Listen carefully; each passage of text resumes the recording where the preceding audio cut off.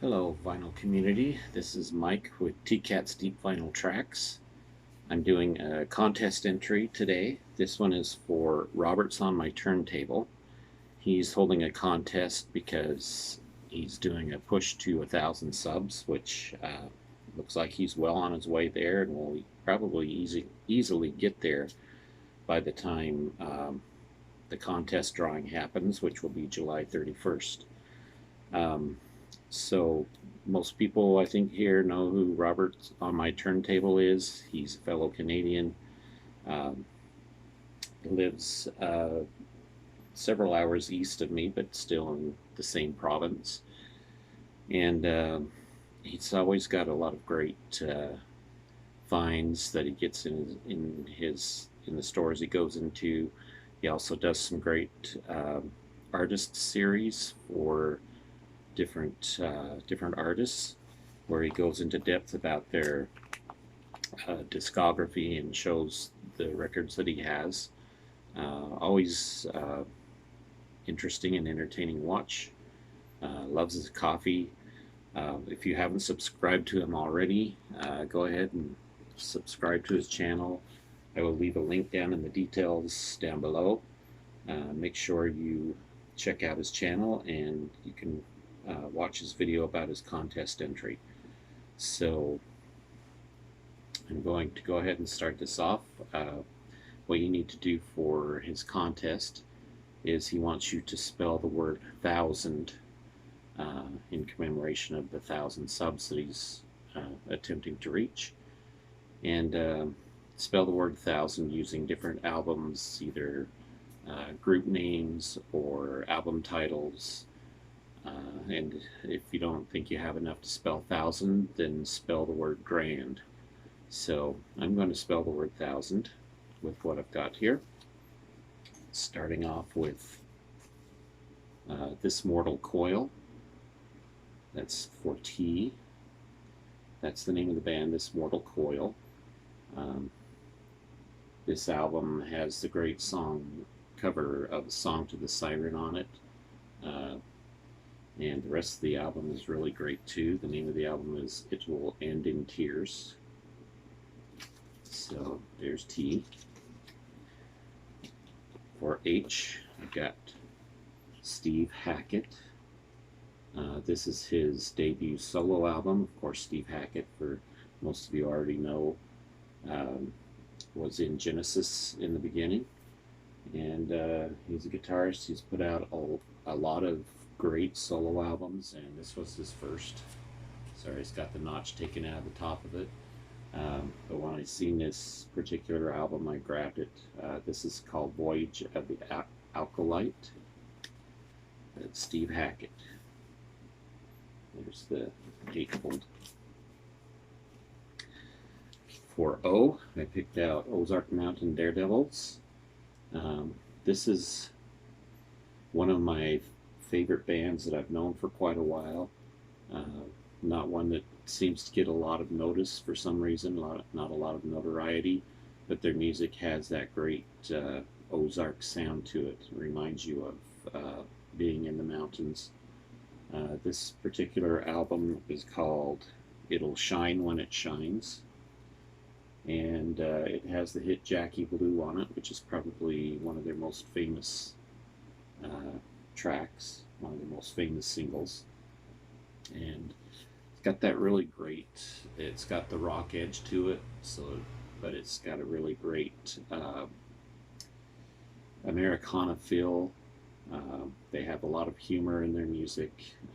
Great band, Ozark Mountain Daredevils.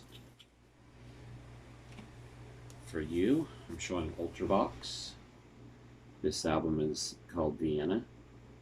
This is a great album by this band that features Midge Ure. A lot of people, I think, know who Midge Ure is. But this is Ultravox Vienna. Great album. Again, another band that doesn't seem to get a lot of notice. So we're on S, 1000. So S is for Squeeze. This album is Cool for Cats. I'm a big fan of Squeeze. I love their music.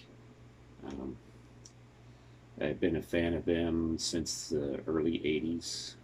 When I worked in the record store, I remember putting on the album Cozy Fan Tutti Frutti. Uh, Thought it was brilliant, and still one of my favorite Squeeze albums, but I wanted to show this one because this is one that seems to get ignored a lot. Very fun album by Squeeze. I think it's probably their somewhere around their second or third album, if I remember right. Probably their third album, because they had one called Squeeze UK and another one called RG Bargy before this one.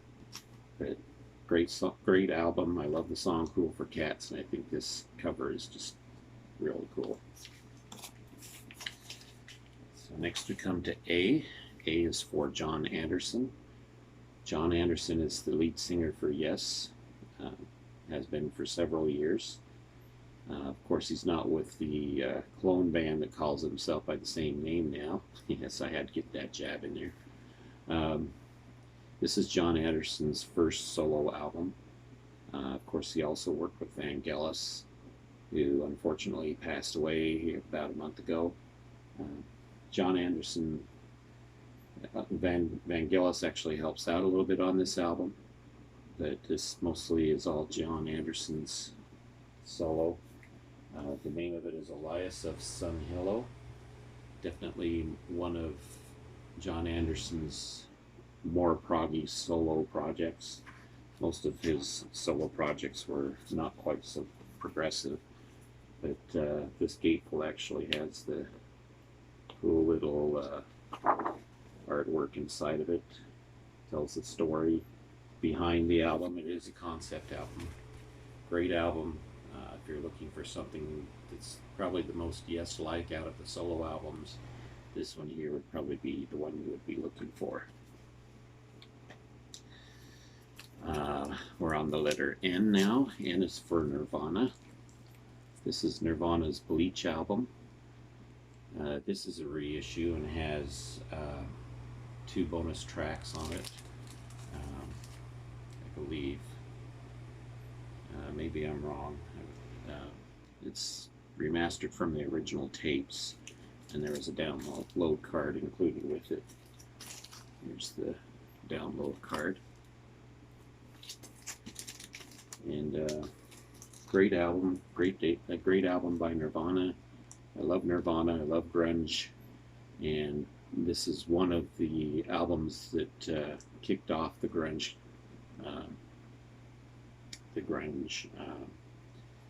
genre that came out of Seattle and made it popular.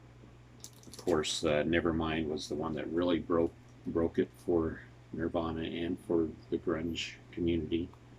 But this one is definitely one that you would want to have in your collection if you love grunge. And last but not least, D for Depeche Mode. This Depeche Mode album is got People Are People on it, one of the big hits. Work Hard. You've got to work hard if you want to get anything at all.